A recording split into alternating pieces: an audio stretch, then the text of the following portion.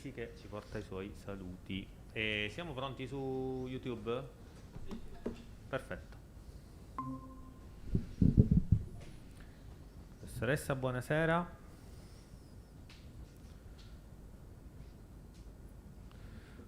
Non so se mi vedete. No, al momento la sentiamo ma non la vediamo.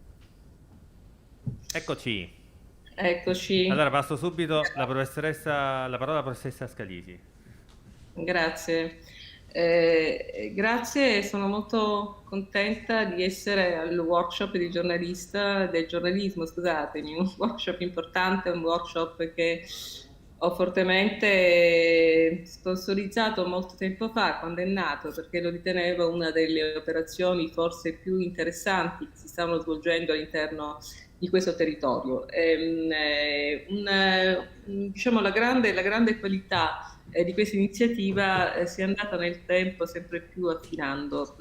Io oggi sono in una veste, scusate, ma abbiamo anche tutti i device collegati. Oggi sono in una veste abbastanza diversa rispetto a quello che mi ha visto all'interno di questo workshop negli anni precedenti, dove avevo un ruolo all'interno della scuola superiore, ero appunto la coordinatrice e quindi sono molto legata ovviamente all'istituzione che vi ospita in questo momento e a quell'idea che è nata nel territorio per soggetti importanti del territorio. Dalla Fondazione Domenico San Filippo al Sicilian Post, all'Università di Catania, alla Scuola Superiore, a tanti soggetti che si sono messi insieme e ai quali via via si è unito sempre più una serie di soggetti altrettanto autorevoli fino a questo parterre del Roi che abbiamo in questa edizione.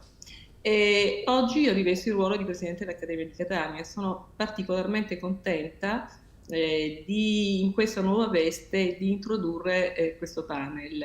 Un panel che vuol discutere del giornalismo insieme dei modi in cui il giornalismo sta cambiando, oppure in qualche modo all'interno di una società sempre più sovrastata dall'immagine, sempre più sovrastata dai segni, dove le parole sembrano quasi scomparire all'interno di disegni o all'interno di una rappresentazione per immagini, invece le parole sono altrettanto importanti, hanno sempre sviluppato un grande legame, una grande alleanza con la grafica, perché un giornale è innanzitutto un prodotto grafico, e anche con tutto quello che vuol dire l'illustrazione di un giornale. Perché un giornale colpisce con le parole, un giornale colpisce con gli occhi e le immagini, parole e immagini sono strettamente legate. Tutto questo è estremamente interessante parlarne oggi perché oggi più che mai abbiamo bisogno di ragionare di giornalismo, di ragionare di comunicazione visiva, di ragionare sul pensiero critico. Io credo che Giorgio Romeo, che ha pensato insieme alla redazione, ha pensato insieme a Giuseppe Di Fazio a questo programma, nell'immaginare questo panel abbia avuto molto presente questo. L'importanza di una sinergia tra illustrazione e stampato, che tenga conto di questa immersione visiva nel mondo contemporaneo e che soprattutto faccia rendere conto a voi che siete dei ragazzi che state entrando all'interno di questa dimensione così profonda del giornalismo e del fare giornalismo, come la grafica e l'illustrazione siano delle forme estremamente sofisticate di comunicazione. Nell'Accademia che ho il piacere e l'onore di presiedere da un anno, la grafica e l'illustrazione sono momenti centrali del percorso di tanti dei nostri corsi. Oggi avete degli ospiti che ovviamente su quali dirò ben poco perché non è il mio compito, c'è Francesco Rasciti che modera e tutti conoscono Antonio Silverini e credo conoscono altrettanto Gianni Latino che è un docente della nostra accademia, che professore che insegna sia nel triennio sia nel biennio e soprattutto nel biennio di design della comunicazione visiva e che è responsabile di tantissima e importante grafica editoriale, immagine visiva di enti, di istituzioni e quant'altro. Quindi che dire, oggi sono particolarmente contenta di ascoltare, di ascoltarvi, onorata del poter aprire anche come Presidente dell'Accademia che quest'anno è tra i soggetti che sono nella rete in questo parterre de Trois del workshop di giornalismo e lascio a Francesco Raciti ovviamente il timone. Grazie ragazzi e grazie Giorgio. Allora, ringrazio assolutamente la professoressa Scalisi, la nostra presidente, e la invito, se vuole continuare a seguirci, a farlo sulla diretta YouTube. Noi ora procediamo a chiudere questa call di Zoom e procederemo lì anche per chi ci segue da casa. Quindi chiudo qui.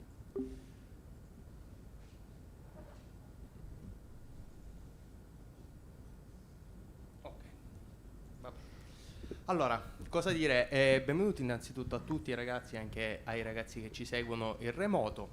Benvenuti a questo panel sull'illustrazione editoriale, un panel a cui noi teniamo molto come Sicilian Post, e teniamo molto a presentare, a dare uno spazio importante come questo al tema dell'identità visiva e del modo di comunicare attraverso le immagini che noi giornalisti giovani non possiamo più assolutamente ignorare, e di conseguenza abbiamo pensato di affidarci a due autorità del settore. Ve li presento chiaramente. Il professore Gianni Latino, l'ha già presentato la professoressa Scalisi, è chiaramente un docente di graphic design e di progettazione grafica all'Accademia delle Belle Arti di Catania, cura, come già accennato, identità visiva per numerose organizzazioni pubbliche e private. A Catania nominiamo semplicemente uno, il Teatro Massimo Bellini, ed è anche autore e curatore di svariati volumi, tra cui una guida al graphic design che credo sia giunta alla 4ª edizione, se non sbaglio. Quinta, ho sbagliato. Quindi vi chiedo anche di fargli un applauso, perché grazie. è stato gentilissimo ad accettare il nostro invito. L'altro nostro ospite è il professore Antonello Silverini, anche lui un docente all'Accademia di Belle Arti di Roma, ed è poi un illustratore di fama internazionale. Vi cito semplicemente qualcuna delle testate ed editori con cui collabora, e dove potete vedere le sue illustrazioni, ma sono davvero tantissimi. È una delle materie di punta della lettura del Corriere della Sera, ma collabora anche con Repubblica, Il Sole 24 Ore, Panorama, L'Espresso, sono davvero tanti altri, anche il Boston Globe. Insomma, in giro per il mondo trovate le sue illustrazioni. Adesso vi chiedo naturalmente di fare un applauso anche a lui, e passerei subito entrare nel vivo della nostra discussione, dato che i nostri tempi non sono lunghissimi, e partirei da una questione generale, che è quella dello storytelling. Noi come giornalisti e professionisti della parola sappiamo benissimo che qualunque notizia va saputa raccontare. Tuttavia nel mondo di oggi, nel mondo della comunicazione di oggi, l'aspetto visivo è importante, qualcuno direbbe anche preponderante delle volte.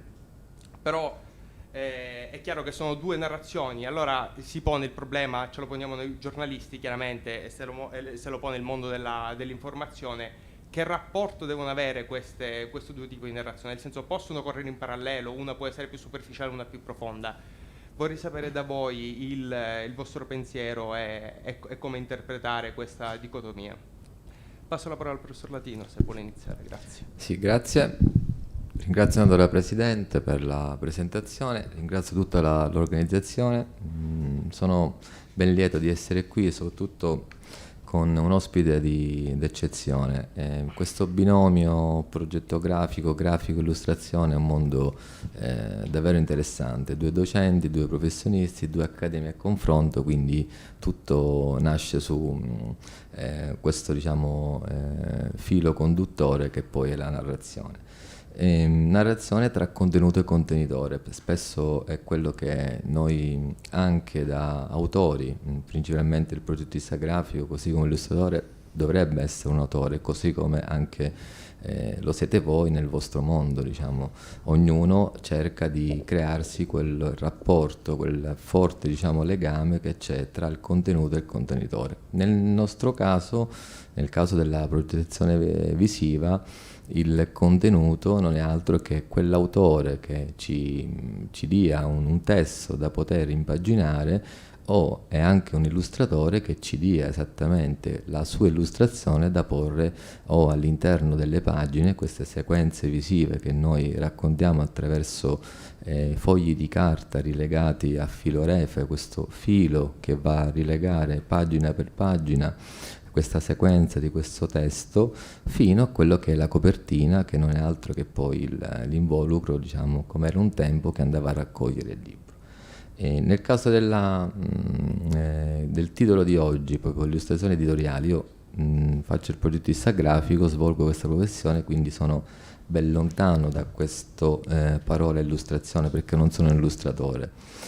Però è necessario questo proprio legame, soprattutto questo forte rispetto con l'immagine, quindi in questo caso l'opera che ci dà l'illustratore quando la componiamo nella copertina. Quindi questo racconto visivo per noi è un menabò, per noi è questa selezione che chiaramente lo fa l'illustratore, e andiamo a porre quei piccoli caratteri, come li chiamavo un po' Galileo Galileo, questi 20 caratteruzzi che compongono l'oggetto libro, e questa grafica diventa invisibile affinché si rispetta il famoso contenuto e contenitore.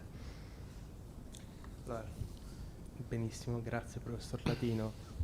Allora, sì, allora, anche io chiaramente ringrazio gli organizzatori per il gentile invito. Sì, allora, noi stiamo parlando dell'idea della narrazione attraverso le parole, attraverso un testo.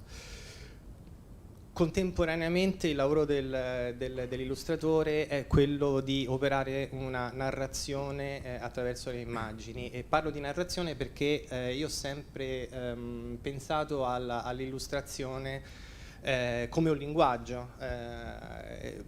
Infatti io, pur essendo ben lieto di essere qui, mi trovo molto più a mio agio con un linguaggio visivo al quale io sono abituato rispetto che al parlato. Quindi è un linguaggio con una sua grammatica, in un certo senso anche con delle sue regole. Però è un linguaggio all'atere, ed è questo poi quello che almeno io personalmente mi sono sempre posto come illustratore, cioè l'idea di essere comunque autoriale, anche muovendomi all'interno di un testo dato o di un tema o di un argomento. E quindi nello specifico affrontare poi il testo scritto, e non volendo essere mai fin dall'inizio, da quando ho iniziato a fare questo lavoro, non volendo mai essere una sorta di corollario didascalico al testo, no? Perché il fatto il testo è lì, il testo si legge, non ha bisogno di essere sottolineato con immagini che ne ripetano concetti o suggestioni, ha bisogno di essere in qualche modo veicolato con un pensiero che poi è quello dell'illustratore, quindi è un pensiero in qualche modo autoriale. Prima infatti parlavamo del discorso dell'autorialità, cioè io ho sempre tenuto moltissimo a pensare a me stesso, al mio lavoro in termini di autorialità. L'illustratore, sì, è vero, lavora con uno strettissimo rapporto con la committenza, ma ha veramente all'interno di mille paletti che gli vengono poi dati, perché poi non è soltanto il discorso della committenza, cioè non è soltanto il discorso del testo dato, cioè un illustratore poi deve lavorare con uno spazio che gli viene dato dall'art director, dal grafico del giornale, lavorare con i tagli di pagina a secondo di come l'immagine sarà sviluppata, e quindi c'è tutta una serie di elementi che un illustratore deve tenere presente. Non è soltanto leggere il testo, farsi venire l'idea e poi metterla su carta, in realtà deve muoversi già contemporaneamente con tutti questi elementi. Infatti io quello che ho tentato, che tento in continuazione ancora adesso di sviluppare è proprio questo rapporto, un po' come quando si parla una lingua straniera, no? Che si dice che si parla bene una lingua straniera quando si pensa già con quella lingua, non si fa una traduzione nella propria testa e poi dopo si parla e ci si esprime attraverso. Così voglio fare con l'illustrazione, cioè a un certo punto tutti quanti questi elementi nascono insieme e c'è una sorta di rivoluzione nell'ambito della significazione, quindi io non divido più il significato dal significante. Per me il significante è il significato, cioè l'immagine che poi si vede, l'immagine che io poi voglio raccontare è già piena dei significati che sì riguardano l'argomento, il testo dato, ma sono poi una mia totale interpretazione. Quindi io mi pongo nei confronti di un testo anche in una maniera assolutamente libera, cioè nel senso che se io non sono d'accordo con un testo, sì, è chiaro che lo rispetto e vado in qualche modo a raccontare, però dentro magari l'immagine ci sono, che ne so, un po' più o meno nascosti quelli che poi sono i miei veri pensieri rispetto a un argomento dato. Troppo lungo, scusate. No, assolutamente no, assolutamente Dice, meno male che vuole disegnare e non parlare. Cominciamo così? Potremmo assolutamente cambiare i programmi. Allora, il discorso chiaramente sull'autorialità è un discorso molto interessante e lo è ancora di più, io credo, oggi, perché chiaramente parliamo sempre da giornalisti e il giornalismo non ha potuto più ignorare il fatto che il web è il nuovo forum dove discutere, dove schierarsi, e di conseguenza stiamo a processi importanti anche in Italia. Pensiamo al quotidiano La Stampa di Torino, che ormai è digital first, pensiamo ai quotidiani online, ai magazine online come siamo noi Sicilian Post. Parliamo anche di realtà che si pongono come non esclusivamente di rigore come mezzi come giornali o come quotidiani, ma come organi di comunicazione in senso più generico, che ormai stanno per esempio solo su Instagram.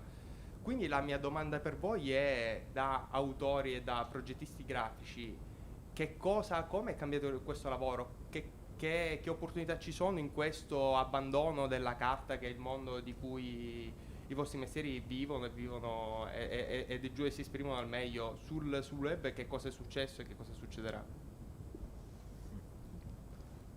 Questa è corta. No, perché questa riflessione si parte da una riflessione che spesso oggi si parla di libro cartaceo o libro digitale, quotidiano cartaceo o quotidiano digitale, ma in effetti il libro è il libro e il quotidiano è il quotidiano. C'è una mutazione nel digitale, perché anche da 21 anni che lavoro, quello che facevo su carta, griglie, layout, studio dei caratteri, scelta, rapporto con l'illustratore, il fotografo, lo si fa anche nel digitale. Chiaramente quindi quella che noi chiamiamo all'interno del Bauhaus lo chiamano il basic design, il grundus, proprio la configurazione della forma, cambia la forma ma rimane sempre il contenuto. Quindi, ed è una difficoltà oggi, che ne parlavamo prima, dei nativi digitali o studenti del 2001 quest'anno, e quindi capisco che lo smartphone va a sostituire l'oggetto libro. Quindi per loro è quasi obsoleto un quotidiano, o non c'è la cultura di andare in biblioteca. Quindi questo cambiamento, questa chiamiamolo ormai digitalizzazione, oppure si parla ormai di web 3.0, 4.0, essere smart, non permette di non conoscere quello che poi sono i metodi e i processi anche culturali. Ecco, prima parlavamo di un processo culturale, quindi oggi è facile aprire un sito web, qui a Catania abbiamo Flazio, abbiamo altri siti birre, con 190 euro l'anno si ha un sito. Ecco, questo preconfezionamento proprio di questo layout dei caratteri ci porta a non ragionare, a perdere quindi il processo che noi in teoria lo si fa nel nostro quotidiano. Quindi dalla carta al web cambia, diciamo, il supporto, ma non cambia il metodo. Il metodo è proprio per anche un giornalista oggi non ha più l'Olivetti 22, che per noi era stata qualcosa di un oggetto, fosse ormai dell'Adi a Milano, però in effetti si aveva più attenzione, e quindi questo trasportarsi nel digitale permette una trasformazione, cambiamento e soprattutto molta, a volte anche poca attenzione su quando si compongono i testi. Gli errori, quei che si chiamavano refusi in tipografia, adesso nel web sono pieni. Tanto non ho un problema, tasto destro, modifica, ripubblico la pagina. Ecco, quindi questa velocità che si hanno anche nei vari media comporta sicuramente una poca attenzione su quello che è il particolare. C'era Hochschild, un grande tipografo, dice ecco, il particolare della pagina proprio è il dettaglio, quindi quel colophon, il segno che si trovava all'interno di una pagina, diciamo, di respiro. Ecco, tutto questo nel web spesso in questa trasformazione viene trascurato e chiaramente poi non fa altro che non completare la forma. Benissimo, grazie. Io rigiro adesso- tanto nello Silverini, soprattutto per il discorso sull'autorialità sul web. Siamo nell'intervallo dello swipe per comunicare una visione autoriale, ma come fare se l'attenzione del lettore o dello spettatore è istantaneamente portata via da quello che viene giù a destra o a sinistra? Come fare?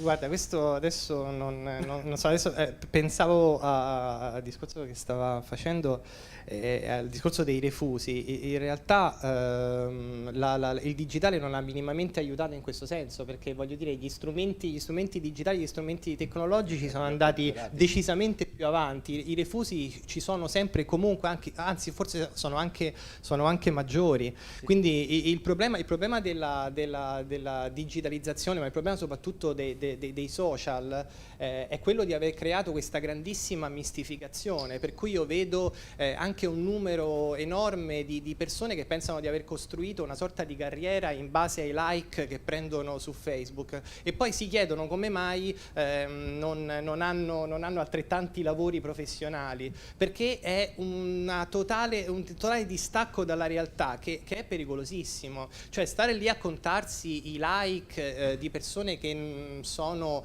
non necessariamente professionisti, o comunque non all'interno di un mondo che ti può comunque valutare effettivamente e realmente per quello che vali, è un problema terribile. Per quanto riguarda, io poi faccio il discorso sempre relativo a me perché quello conosco meglio.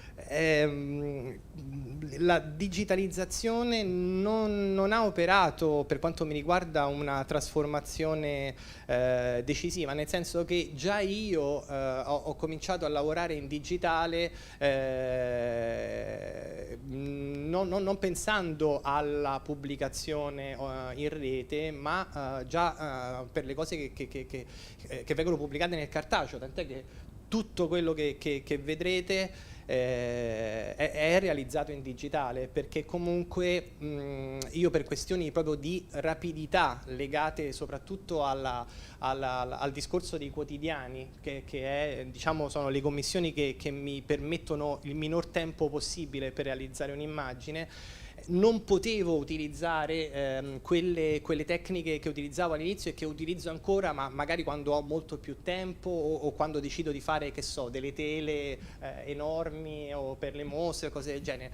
Ma quando devo lavorare per un quotidiano, che solitamente io ho al massimo 3 giorni per fare un'illustrazione, io mi prendo almeno 2 giorni per progettare l'immagine. Cioè l'aspetto che a me interessa più di tutti è la progettazione dell'immagine, per cui a quel punto io attraverso il digitale ho velocizzato moltissimo l'aspetto esecutivo e tecnico. Ho cercato chiaramente delle tecniche e dei software che mi permettessero di riprodurre quel tipo di disegno, di immaginario, di tecnica e di stile che utilizzavo quando usavo la colla o gli acrilici, e ho trovato poi uno stile che mi rappresenta bene ed è totalmente digitale. Non mi preoccupo poi molto di quanto possa essere disturbato da elementi altri, insomma, ecco, questo non lo faccio.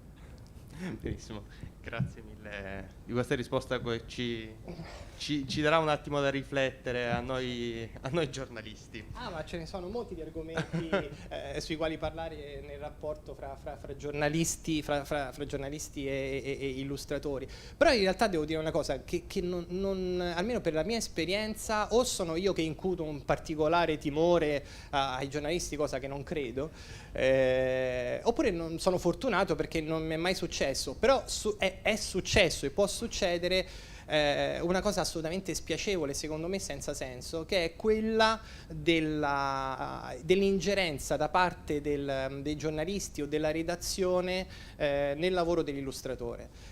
Questa cosa qua io praticamente non la permetto, nel senso che io sono apertissimo a qualsiasi tipo di dialogo, perché stiamo lavorando insieme su un progetto comune e che ci deve sicuramente far incontrare. Però nessuna persona di nessuna redazione farà un'illustrazione meglio di un illustratore. E soprattutto nessuno può dire a un illustratore come lavorare col proprio stile, perché a volte capita anche che ti dicano: secondo me tu faresti bene questa cosa qua. No, io magari mi è venuta in mente un'idea che è completamente diversa dalla tua.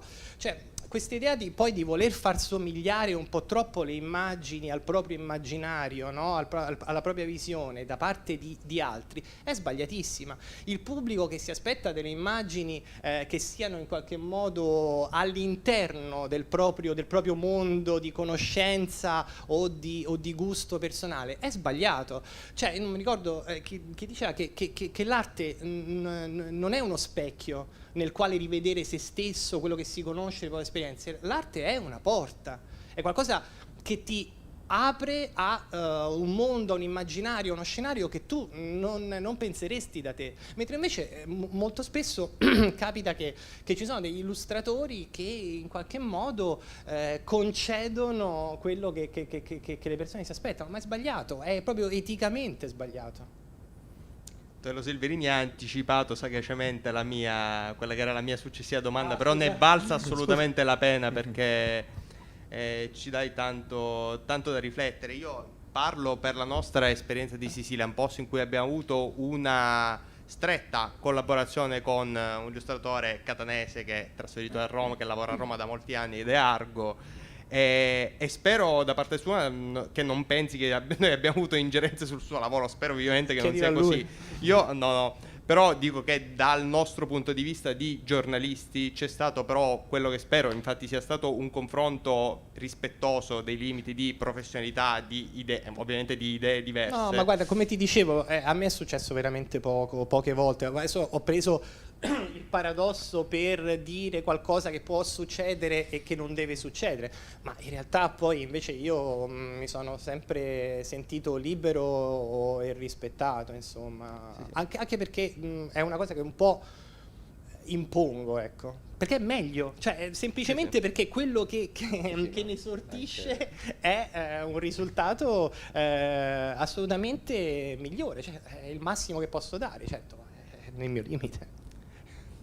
Quindi insomma l'illustratore è un po' il corsaro nella redazione. Vorrei sapere dal professor Latino se secondo lui anche chi si occupa dell'impaginato e del progetto grafico deve essere... Abbiamo ormai i nostri quotidiani italiani, almeno online, che cambiano veste grafica ogni circa 3 settimane. Sì, quindi c'è una...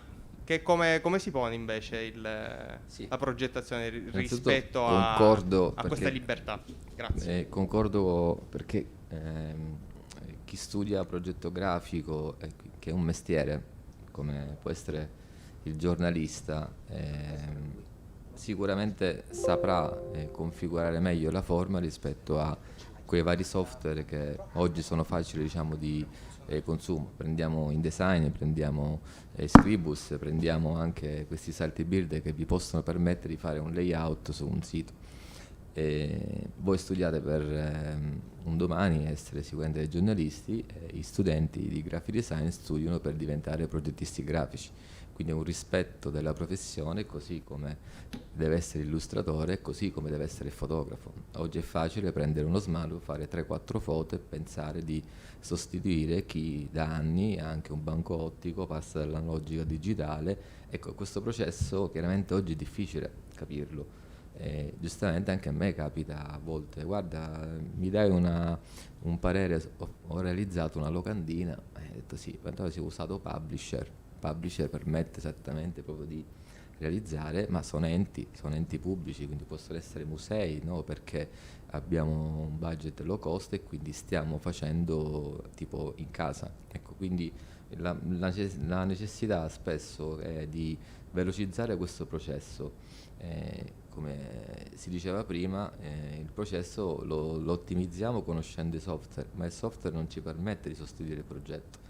Quindi così come illustrazione, lui impiega 2 giorni, chi 5 per un progetto grafico, e chiaramente dopo arriviamo alla soluzione. Quindi andare a farsi un po' meccanizzare questa informatizzazione, perché ne parlavamo prima, le mode, le tendenze, gli stili ci portano a correre e andare appresso a questi miti di qualcuno che ci dice che quest'anno la Pantone decide il colore giallo e tutti i marchi, tutti gli abiti saranno di colore giallo. Dopo un anno si sanno che quelle persone hanno acquistato quell'abito nel 2021, sono proprio messi lì, chiusi, e quell'abito non si usa più.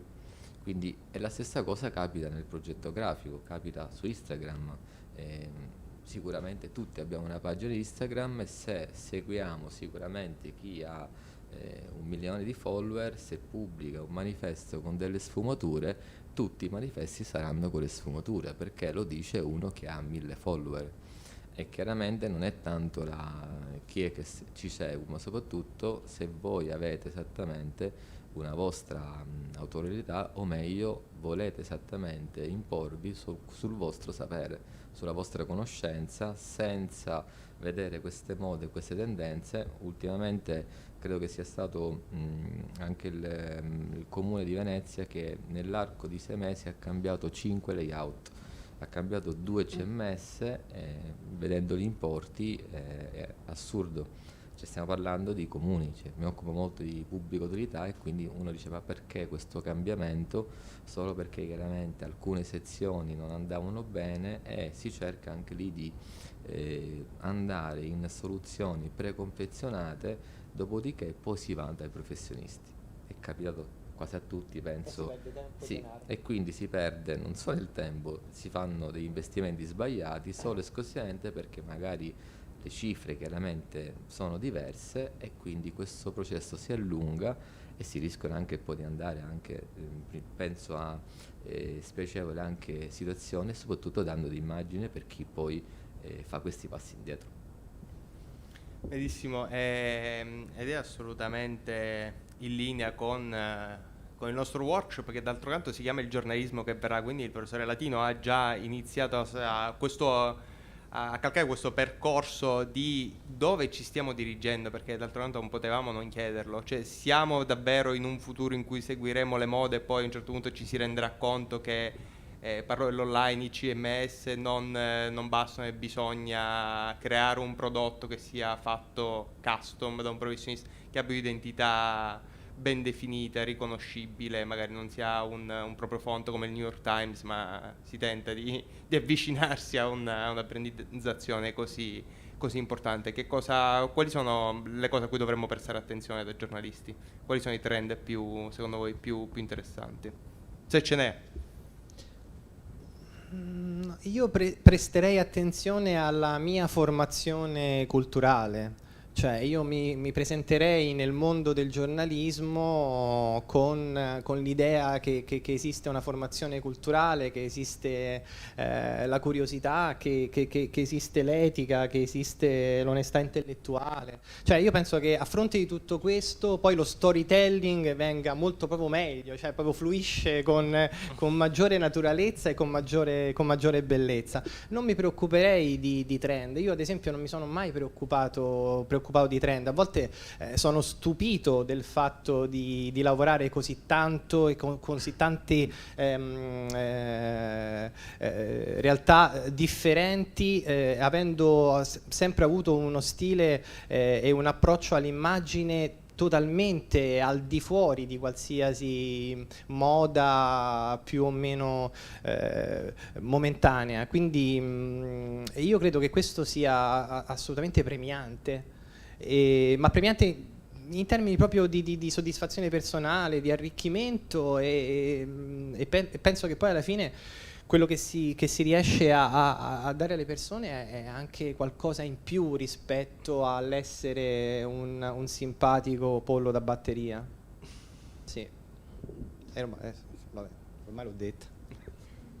E noi ce lo prendiamo così. No, ma non... Noi l'abbiamo sentito, quindi va bene. No. No, prego, scusa. No, assolutamente, finisci se... No, questo era poi il mio pensiero, cioè se stiamo parlando poi di stili e di tendenze, ecco, io non mi preoccuperei troppo di ricercarle. Se proprio dovessi avere una preoccupazione mi preoccuperei di anticiparle, ma questo, sai, è sempre un po' difficile, non necessario. Penso che l'importante, ecco, sia un approccio sincero nei confronti del proprio lavoro e nella fattispecie dell'immagine, soprattutto perché si ha a che fare proprio nello specifico col testo e con dei pensieri che vengono da un altro, quindi incontrarsi pur mantenendo ciascuno il proprio linguaggio e la propria autonomia, penso che sia poi il miglior servizio che si possa fare poi al lettore. Assolutamente. Il professore Latino vuole aggiungere qualcosa? Sì. Anche perché l'esempio del Times è un bel esempio, perché chi realizza quel carattere è Stanley Morrison per quel quotidiano. Oggi quindi era un disegnatore di caratteri, chi in pagina era un grafico, chi stampava era uno stampatore, quindi già nel 31 della Londra già c'era questa separazione delle professioni e il rispetto di questi mestieri, quindi oggi è importante proprio la formazione culturale proprio nostra, cioè è più che culturale, aggiungerei la cultura di progetto nel campo del progetto grafico, il giornalismo, l'illustrazione della fotografia, perché forse oggi è quella che ci permette anche di non guardare queste mode, o meglio è giusto osservare ciò che accade, chiaramente, e mutare la nostra formazione significa che è debole, quindi questa nostra debolezza oggi è non avere nostro, diciamo, un contenuto affinché, diciamo, si possa immaginare. In queste illustrazioni c'è un autore, quindi, ed è giusto che anche il progettista è un autore, un illustratore, un fotografo, cioè un autore significa che ha un proprio bagaglio culturale, una cultura di progetto e che la porta avanti, e non ha problema se oggi una illustrazione deve essere flat perché qualcuno dice che funziona perché ha 16 bit, o qualcuno dice che un manifesto deve essere per forza stampato nero su bianco perché si pensa, diciamo, che ci ha meno impatto sul colore e quindi più sarà economico. Ecco, quindi guardarle chiaramente la nostra contemporaneità, ma la nostra contemporaneità è composta anche da ciò che siamo noi. Assolutamente d'accordo. Allora io ringrazierei innanzitutto i nostri due preziosissimi relatori e gli farei anche un grande applauso. Falli scorrere ormai, così le vediamo. E chiaramente avete avuto il piacere di ammirare le illustrazioni di Antonello Silverini che sono passate in... non so se ce ne vuoi parlare. Non vi tedio con l'aspetto tecnico, perché poi in realtà qui bisognerebbe parlare per ognuna e spiegare un po' il secondo passaggio, cioè nel senso che c'è un primo sguardo all'immagine che è quello che si vede, quindi è quello che suscita nel lettore. È chiaro che sono tutte immagini che si accompagnano a dei testi, quindi poi il dialogo fra l'immagine e il testo avviene proprio nella pagina, è lì che poi si compie l'atto. Qui noi stiamo vedendo delle immagini slegate comunque dal testo, che hanno poi un approccio come dire, di linguaggio diverso diverso a seconda poi degli argomenti. Ci sono degli argomenti che mi sento di affrontare in maniera più leggera, altri che mi sento di affrontare in maniera un pochino più seria, altri che affronto in maniera un po' più come dire, concettuale, anche se io concettuali, diciamo, e altri in maniera più narrativa, anche perché alcuni di queste illustrazioni sono state fatte per dei racconti che venivano pubblicati sui giornali, quindi lì c'è un approccio chiaramente molto più narrativo rispetto ad altri. Questi per esempio sono dei ritratti basati poi sull'articolo, cioè che ne so, in questo caso Ermanno Olmi che ricordava la sua giovinezza scolastica, quindi mi piaceva l'idea, no, di avere un'immagine poi leggera. Poi sono stato contento perché Ermanno Olmi stesso chiese questa immagine, quindi voglio dire, non l'ho offeso, questo è importante. O questo per esempio, che era l'illustrazione sul fatto che la rete è piena di video sui gatti, e quindi mi piaceva l'idea di fare un gatto che guarda un gatto ed è ripreso da un gatto, cioè una sorta di come dire, accanimento sull'argomento. Queste erano invece delle tavole sugli equilibri delle potenze. Quindi gli Stati Uniti tutti usati come simboli classici, poi no? Lo zio Sam, il drago cinese, l'orso sovietico, e quindi era tutto basato su questo. Qui per esempio era un articolo sui Nobel, e siccome l'articolo era molto lungo, c'erano dentro molte cose, ho pensato di dividerlo come se fosse una graphic novel, infatti si chiama Graphic Nobel, ed è praticamente il racconto molto stringato della storia del premio Nobel. Questo è invece un'illustrazione per l'Economist. Io da quest'anno sto facendo una serie di illustrazioni per l'Economist, che mi ha affidato una rubrica legata un po' alla vita ai tempi del Covid, quindi si ricorda quello che si faceva prima del Covid. In questo caso ci si potevano mettere le mani dentro al naso senza usare i guanti. Questi sono sempre poi, ecco, illustrazioni su ritratti di scrittori, in questo caso per la lettura. Questo era sempre Leopardi e il tempo del Covid. Anche qua, cioè, io in questo caso tutte le illustrazioni che ho fatto sul Covid ho cercato il più possibile di resistere e di non fare il virusino con tutte le e quindi lo immaginavo sempre come questa sorta di nebbia giallastra che calava e ci permeava, e noi chiusi dentro. Questo era, sì, ecco, i like che escono un po' da una sorta di discarica, era un po' il mio pensiero sui social, e un po' forse anche quello dell'articolo, chiaramente. Ecco, questo invece era un racconto, e quindi c'è un impianto un po' diverso proprio dell'immagine, c'è un linguaggio più narrativo e anche più pittorico, se vogliamo, insomma, se mi posso permettere.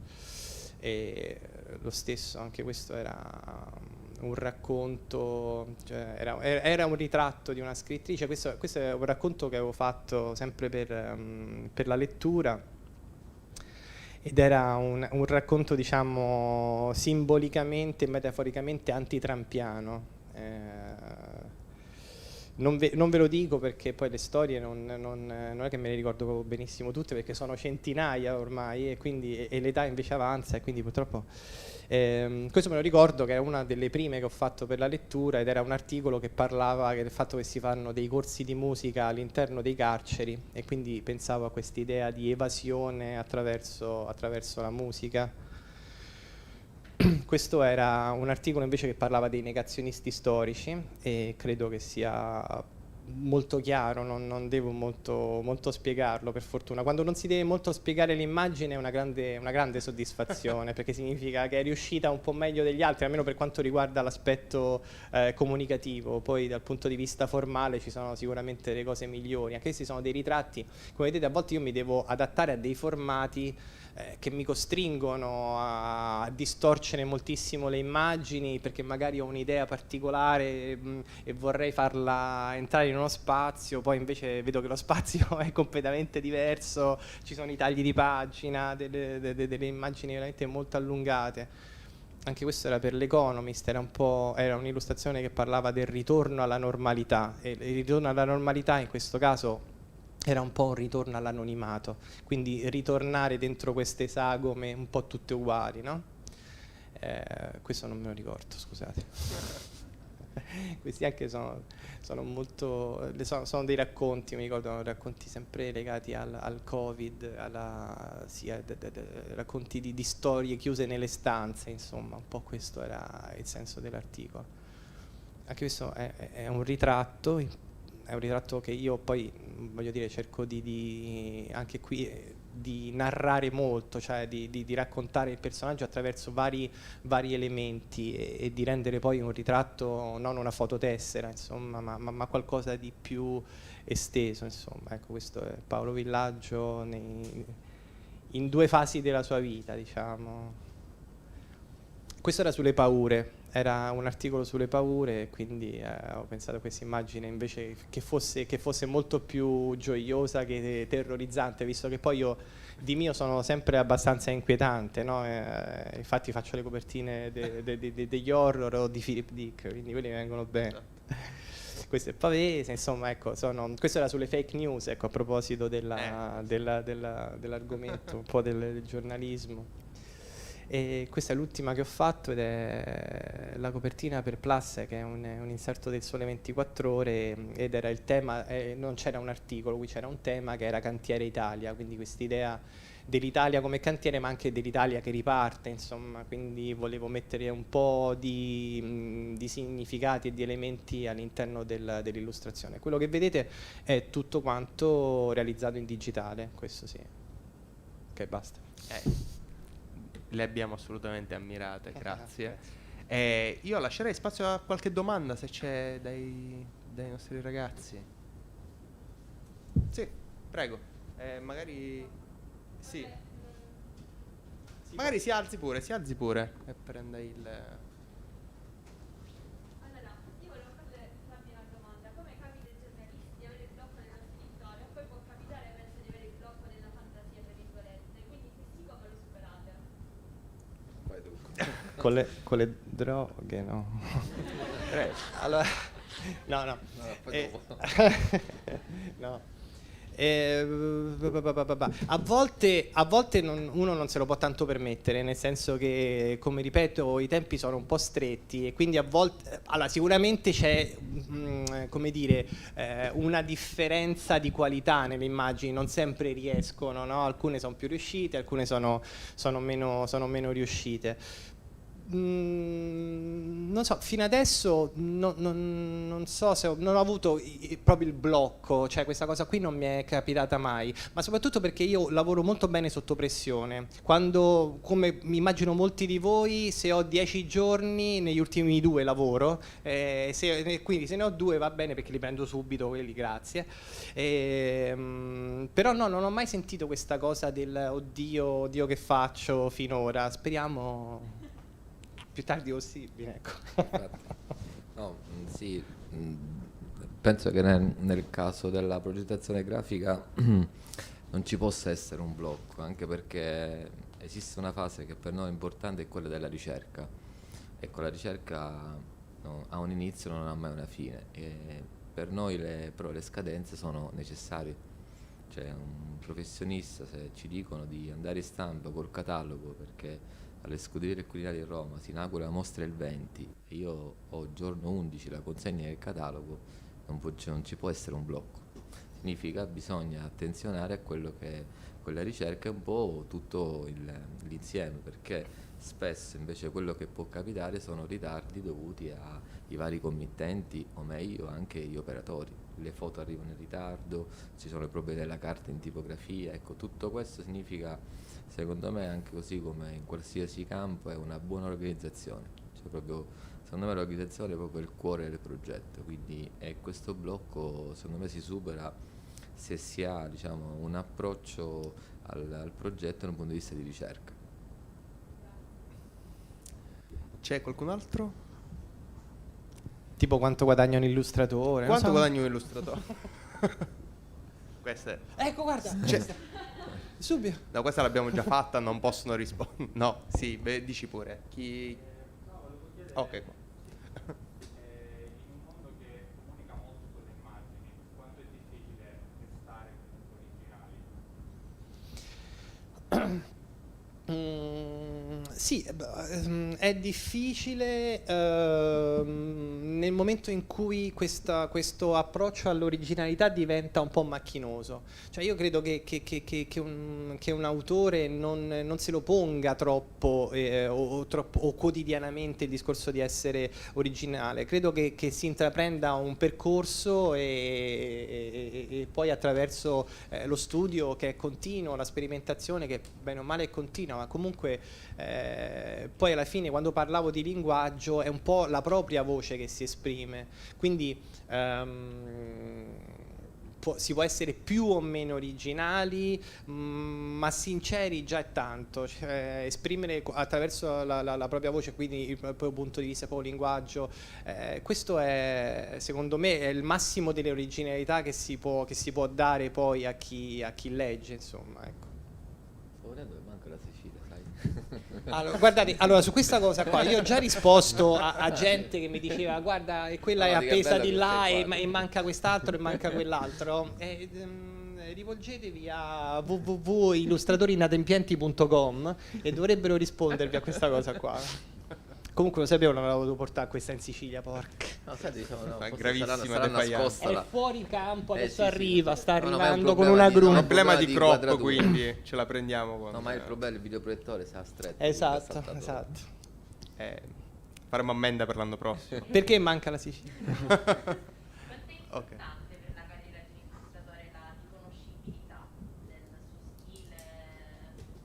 È importantissima, perché poi il discorso è che chiamano te perché sei te, perché fai quello e lo fai in quella maniera, con quello stile, quindi è importantissimo, per quello che parlavamo dell'autorialità, perché poi anche quando insegno io cerco sempre di dire ai ragazzi guardate, poi magari voi finirete a fare gli illustratori che ne so, dei scientifici, dei libri di animali, oppure farete i libri tipo il mio orsetto però voglio dire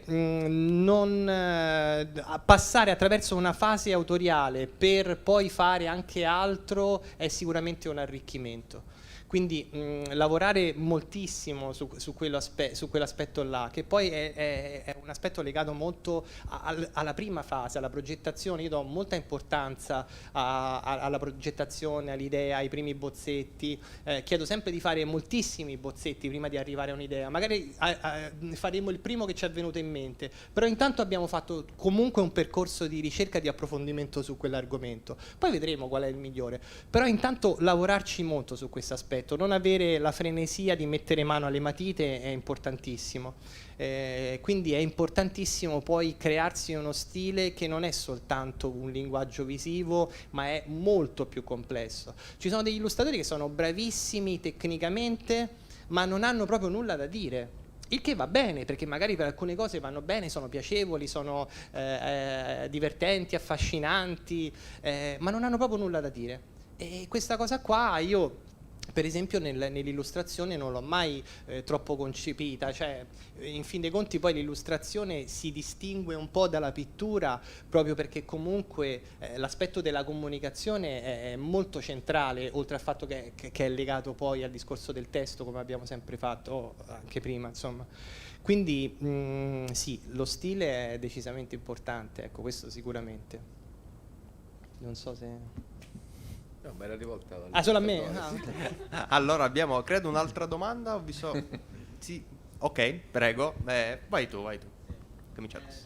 Dal momento che lei ha lavorato sia in Italia che anche molto all'estero, le volevo chiedere se il rapporto tra giornalismo e illustrazione cambia tra l'Italia e l'estero, e magari se all'estero cambia anche proprio paese per paese, tipo a livello di richieste o a livello di importanza che viene data all'illustrazione. Sì, allora, cambia sotto diversi aspetti, alcuni sono anche un po' uguali, alcuni sono migliori, alcuni peggiori, nel senso che di sicuro all'estero, e questo non lo dico perché sono venale, pagano molto di più. E quindi, ma questo lo dico non soltanto in termini economici, ma proprio di considerazione del rispetto del lavoro dell'illustrazione, del professionista. Questa cosa qui è assolutamente proprio pacifica dovunque. Almeno io poi ho lavorato e lavoro soprattutto con gli Stati Uniti e con l'Inghilterra, quindi a questo mi posso riferire. Per quanto riguarda ad esempio invece l'ingerenza del committente, quello dipende anche un po' dal livello culturale medio del paese, nel senso che gli Stati Uniti, ad esempio, che è un po' quello che fanno anche internazionalmente in politica, sono molto più ingerenti e fanno molte più richieste e ti spingono un po' di più, non sempre, però capita, so che me lo posso aspettare da loro. Mentre in Italia o in Inghilterra io mi sono sempre trovato nella maggior parte dei casi molto libero, anche perché come dicevo prima, e poi è una cosa che cerco il più possibile di sottolineare e di porre come condizio sine qua non, insomma, per collaborare insieme, ma per collaborare bene, non perché voglio chissà quale tipo, no, di autorevolezza nei confronti del mio committente. Quindi sì, ci sono questo tipo di differenze, però sai, è un po' riferito anche al discorso che facciamo prima. Quando si chiama un illustratore, poi ci si aspetta in buona parte da lui alcune cose, ci si fida abbastanza, ci si affida per quello che poi deve essere il lavoro definitivo. Quindi in buona sostanza sarebbe anche stupido star lì a creare difficoltà. Quindi queste sono un po' le differenze che io ho trovato, ma poi bene o male non sono mai tremendamente, ecco, diverse. Abbiamo qualcun altro? Ok, vai pure.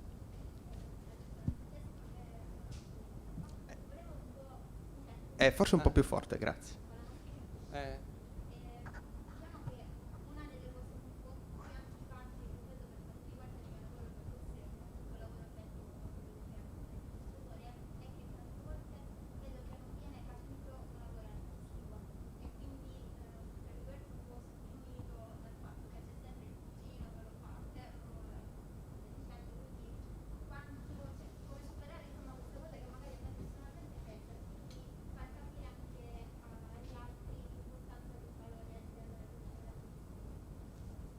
Eliminare i cugini intanto.